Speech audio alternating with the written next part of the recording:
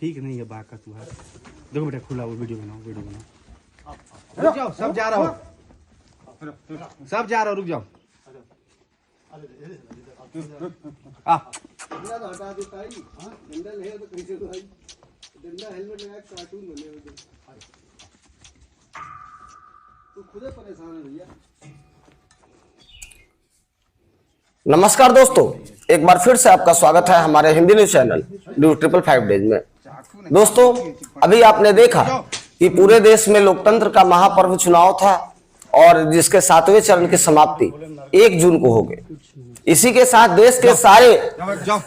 जितने भी प्रत्याशी थे सबके भविष्य ईवीएम में कैद हो चुके हैं और 4 जून का इंतजार पूरे देश को बेसब्री से है। और देखना यह है कि इस बार भारत की जनता किस पर मुहर लगाती है। राम मंदिर के मुद्दे पर मुहर लगाती है, कश्मीर के मुद्दे पर मुहर लगाती है, या एक तरफ विपक्षी दावे जो है उसके ऊपर मुहर लगाती है। लेकिन दोस्तों इन चुनावी दावों के बीच में हमने देखा कि हम गौ माता को दरकिनार ही कर दिए। गौ माता के पर किसी का ध्यान भी नहीं रहा और विगत जितने दिन चुनाव हुए ये हमारी गौ माता के लिए परीक्षा की घड़ी रही, क्योंकि अधिकतर अधिकारी चुनावी कार्यों में व्यस्त रहे और जिसमें जितने भी गौ संरक्षक संगठन है या गौ संरक्षण देने गौ माता को सेवा करने वाले और संरक्षण देने वाले संगठन हैं, उन्होंने बहुत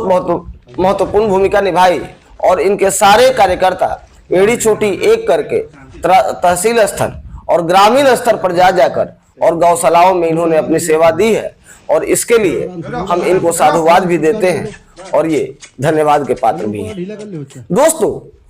अभी चुनाव खत्म ही हुआ है, तब तक एक बार फिर से गौ तस्कर जागृत हो गए हैं और उनको भी अब अपने कार्य में रुचि दिखने लगी है। लेकिन उनके कार्य में रुचि लेने के पहले उत्तर प्रदेश पुलिस ने एक मिसाल पेश किया है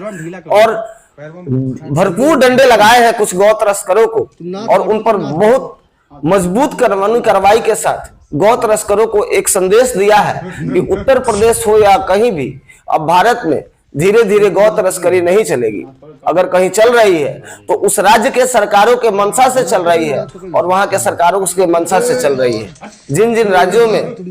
हिंदुत्व और सनातन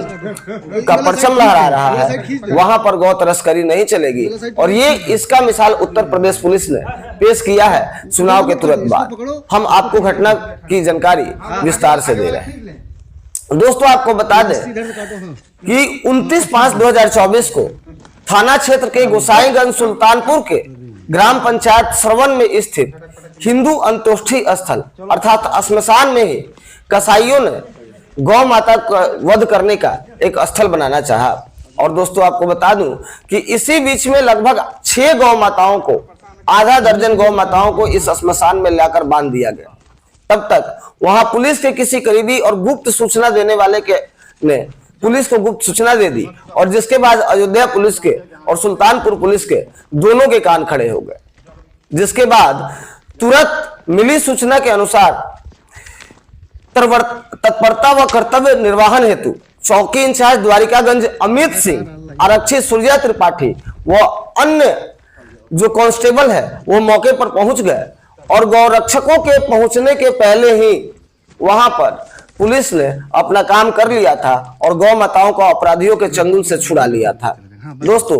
मौके पर विश्व हिंदू परिषद के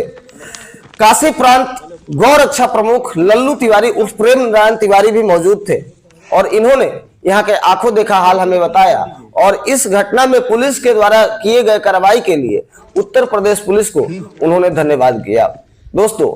हम हमेशा से गौ संरक्षण के मुद्दे पर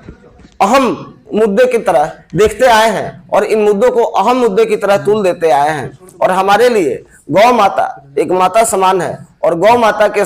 खिलाफ होने वाले अन्यायों के खिलाफ हमेशा हम अपनी आवाजों को बुलंद करते रहेंगे। अर्थात हम उत्तर प्रदेश सरकार हो, पुलिस हो या उत्तर प्रदेश की जनता हो या पूरे भारत की जनता हो, हम उनसे आग्रह करते हैं कि गौ माता की सेवा करें, क्योंकि गौ माता हमारे संस्कृति की धरोहर है और गौ माता का हमारे इतिहास में, हमारे